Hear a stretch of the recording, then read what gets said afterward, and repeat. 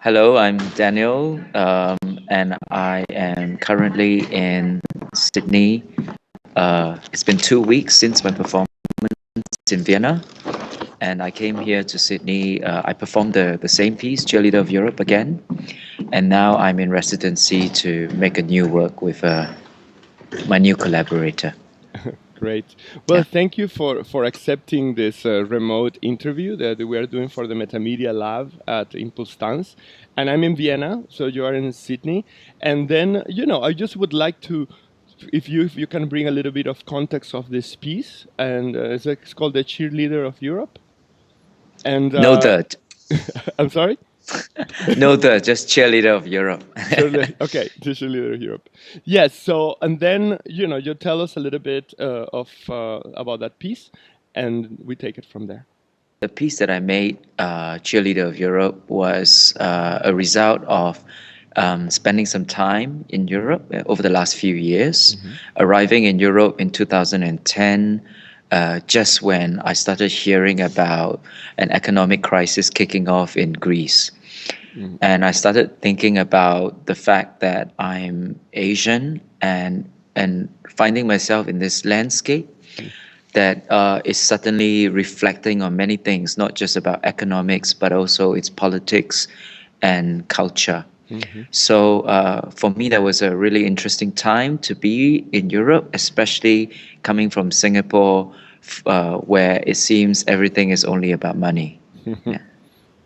Yeah, and then you started working in relationship to, because what I saw is like trying to put together a quite layered landscape in relationship to, crisis, poverty, and also the particularity of being performing this piece. That's something I noticed in the kind of some kind of the epicenter of European dance. So I feel like there was also this kind of innuendo in relationship to the dance in itself, because you Mm. also embodies a very peculiar kind of dancing. So can you tell us a little bit of your approximation to the work, or how would you come to these different layers and Uh, metaphors? I think initially I was, because I used to be a pole dancer, or rather, I'm also a trained pole dancer. And with that, I think a lot about how the pole dancer, Mm. um, the form of the Hmm. dance, as well as the function of the pole dancer, in Yeah. the specific ways in which the pole dancer, who conventionally might be a stripper as well, Hmm. uh, how she relates to her audience, through a very specific relationship. And then it was then I started thinking about the cheerleader, who is this symbol of economic optimism, Hmm. a youthful blonde American girl who smiles and uses her body, her voice to also develop a very specific relationship with the crowd. And so for me, that was the initial interesting departure point, and to think about how, as an alien in Europe, which I sometimes feel, uh, s- uh, uh, I sometimes feel quite strongly as an outsider, as a foreigner, and then there is this specific relationship with the European milieu that I want, and it's about an exchange. There's something that I need from Europe, and something that perhaps as an artist I need to think about what I'm giving back as well. So it was from this point that got me working on this cheerleading project. Yeah. And then you use kind of devices in relationship to, I'm just going to say a little bit of audience participation and storytelling. So you weave kind of different tropes or gestures, like in storytelling, and almost like from kind of crossing a little bit the queerness in the piece, because you are like, oh, what's going on, and in a quite interesting way, this juxtaposition. So, and then specifically with this performance that I witnessed, that we have the opportunity to see the opening. I was telling you in the beginning that I felt that I really like how you handle it, because it was extremely hard. It felt that there was something about the theme that was for me hitting so kind of the heart of the European, mostly Eurocentric European crowd that was in the. I would like to hear your perspective about it, and then how you Yeah. handle this aspect of participation and the possible Well, scenarios. I think it's interesting to hear you say this because, in fact, it's quite encouraging. For me, I think a lot of people expected the work to be about the cheerleader playing a very emancipatory role of literally cheering a depressed Europe on. But very quickly, as soon as I started the creation, I felt like it might be a lot more complex than that. The relationship needs to be more complex than that, because I feel like if you think about this again, this American cheerleading girl of a high school, like she works for the school. She's proud to serve the school. She's a role model, but she could also be a bitch, and she's also a selfish person who's insecure. And I don't know. I think about all this different complexity behind this figure, and I thought that. So I started thinking about this, the role of a manipulator, Hmm. and what the manipulator wants and need in exchange, and what she's giving and not giving, and things like this. So I felt like potentially this role has to be quite ambivalent, if not confusing. And that felt like I needed to be a figure that is quite ambivalent, if not actually quite confusing, so that at the same time, on one hand, you can't really, it's not possible to pin down the exact agenda of this person. And likewise, he's also saying many things, different things to different people. I felt this last thing, this idea of saying different things is important, because precisely because the European audience, to me, is an audience um, with a special characteristic of difference, of the word difference. And to speak to, say, uh, a German, a Greek, a French person, a Belgian at the same time would require me to say many things in any one moment. So that was the challenge I've set myself, to be a figure who can relate to different people in different ways according to their own value systems. Yeah. And of course, there was this very difficult politics in relationship with, Turkey, Israel. What does it mean to be the all European vision, and at the same time this new European political aspect, when it's just like who actually deserves to be in Europe, or to be considered Europe, and so I saw that, and then of course your own perspective of how people see you as a performer. So I think that was a very important counterpoint, because it was not, you were not ignoring that condition.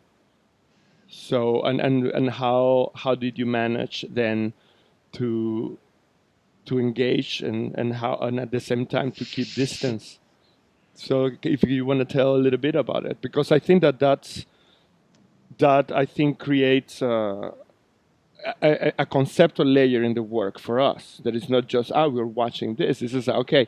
We need to understand. It's like it's obvious that you understand who's talking, and your own embodiment, Yeah. or your I, biopolitics. Biopolitics.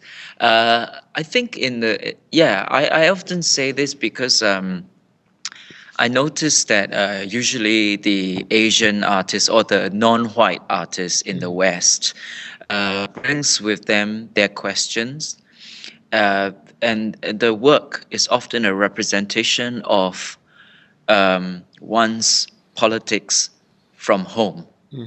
So like Ai Weiwei, if he dishes out all the problems of with the Chinese government for the West in English, then everybody watches him and go, oh yes, okay, it's very big, very interesting, very problematic. But what if this Singaporean doesn't really have anything to bring with him. Mm. And I often ask, like, why does the world need a Singaporean artist?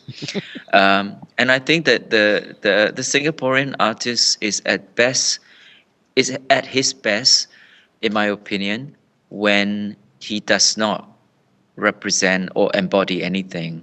If indeed such a if this is indeed possible, Mhm. the body that says, well, I'm born of a post-war, post-colonial era. I'm Chinese of origin, but I speak in English. Mhm. And so what I then try to do is to reflect the people whom I address, not myself. Mm. Um, so I was quite interested in this position of being a post-colonial subject, and if you like, um, I think it's fair to say that, yeah, to be a problem in Mm. the end, rather than to be a role model. So I try to see this cheerleader as a problem rather than a heroic or Mm. ethical figure. And linked to that, also, I'm aware about how this problem of a populist politician Mhm. is so big in Europe right Mhm. now. The politician who's very charming, very seductive, Mhm. and is able to say what the crowd wants to hear in order to serve his own agenda. So I think of my position as that, to over identify with this populist politician. Yes. And then if we can think a little bit then about your, the future. Are you continuing working in some themes related with this process, or what is hot in your mind right now for your new Um, pieces? right now, I am actually working on a group version of this cheerleading project. Oh wow. Yeah, it is called PIGS, Mm-hmm. PIIGS, Hmm. which stands for Portugal, Ireland, Italy, Greece, and Spain. So I'm trying to form a cheerleading team with 5 cheerleaders from these countries, Hmm. and to bring my own questions of these political relationship of the artist and his landscape Hmm. to these 5 artists, and to Hmm. ask them what is it they need, what is it they want, what is it they want to say, Hmm. and in order to try and form a team of 5 voices, all speaking together but for different reasons. Hmm. And so that's the next step I'm working on for this cheerleading project. And I think increasingly artistically, my questions now circulate around the word audienceship. Hmm. The word audienceship as opposed to spectatorship, Hmm. audienceship as opposed to audience only. Hmm. So what How do does it how do mean? you differentiate them?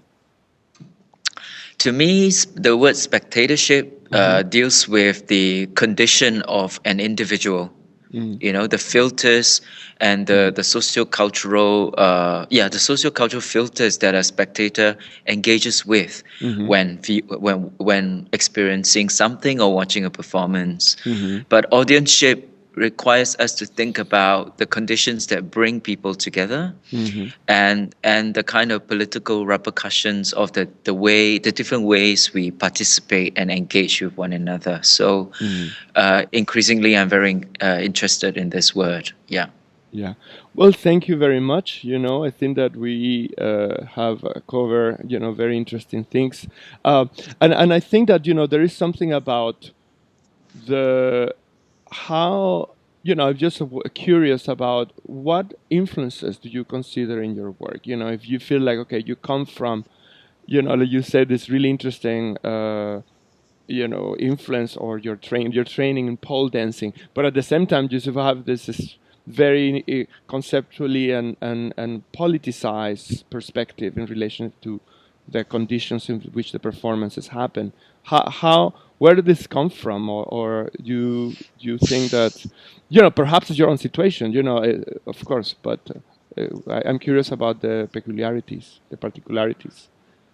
I think, yeah, it is the both. It comes from both a personal interest to be involved in academic artistic research on the Mm-hmm. one hand, and on the other hand to be very interested in dancing. Something dancing in a banal sort of way, like Mm. going clubbing.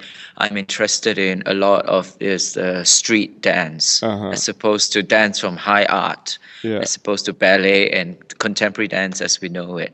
Yeah. And Yeah. so I enjoy very much the athleticism and the virtuosity Mm-hmm. that pop dance or street dance requires, Mm-hmm. and to think about the spectacle of performance academically through these dances, as well as the other way around. That's So great. I think that's what drives me at the moment. Yeah. Yeah. Well, thank you again.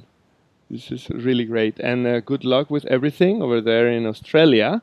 In Sydney, are you going somewhere else in Australia or staying in Sydney for a while? No, just here for another week. Then I go to Europe again. Yeah. Okay. Okay. Okay. So hope to see you soon and continue the conversation. Okay. Thank you for the call. Yeah. Cool.